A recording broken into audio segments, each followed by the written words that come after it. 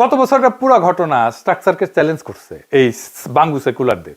ডাকসু এবং অন্যান্য বিশ্ববিদ্যালয় ধরে জিতে আসলো শিবির।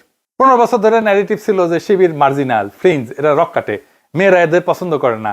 ডাকসু এই ন্যারেটিভ ভেঙে দিল, সব বিশ্ববিদ্যালয়ের ন্যারেটিভ ভেঙে দিল, শিবির জিতছে, মেয়েদের হলে বেশি জিতেছে। বাঙ্গু এস্টাবলিশমেন্ট পুরো বৈধতা দাঁড়াইছিল একটা অ্যাজাম্পশনে, ফ্রি নির্বাচন হইলে ওরা জিতবে না। ডাকসু এই এক্সকিউজ কেড়ে নিছে। এখন আরো একটা আনকমফোর্টেবল সত্য, জুলাই আন্দোলনের রাজপথের সবচেয়ে সংগঠিত শক্তি কে ছিল? অফিসিয়াল ন্যারেটিভ বলবে সমন্বয়ক, নির্দলীয় ছাত্রদের জোট, কিন্তু গ্রাউন্ড লেভেলে রাত জায়গা পাহারা দেওয়া, পুলিশের ব্রুটালিটির সামনে দাঁড়ায় থাকা, হল লেভেলে মোবিলাইজেশন, লজিস্টিক্স, শিবিরের ডিসিপ্লিন ছাড়া জুলাই সম্ভব ছিল না। আবু সাইদ কে ছিল? আবু সাইদ তো শিবিরের ছেলে ছিল। এটি স্বীকার করা হয় না কেন? স্বীকার করলে বিপ্লবের ওনারশিপের একটা অংশ শিবিরকে দিতে হবে।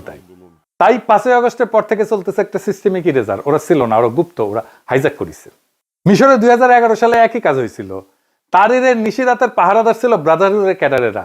বিপ্লবের পরে লিবারেল সেকুলাররা বলল যে আমরা তো বিপ্লব করছি, ওরা হাইজ্যাক করে নিয়েছে ব্রাদারহুড। একই প্যাটার্ন। তাইলে বাঙ্গু এস্টাবলিশমেন্টের আসল ভয় তো অন্য জায়গায়, তাদের মোহনের গভীরে জানে ভোট হইলে অবাধে তারা হারবে।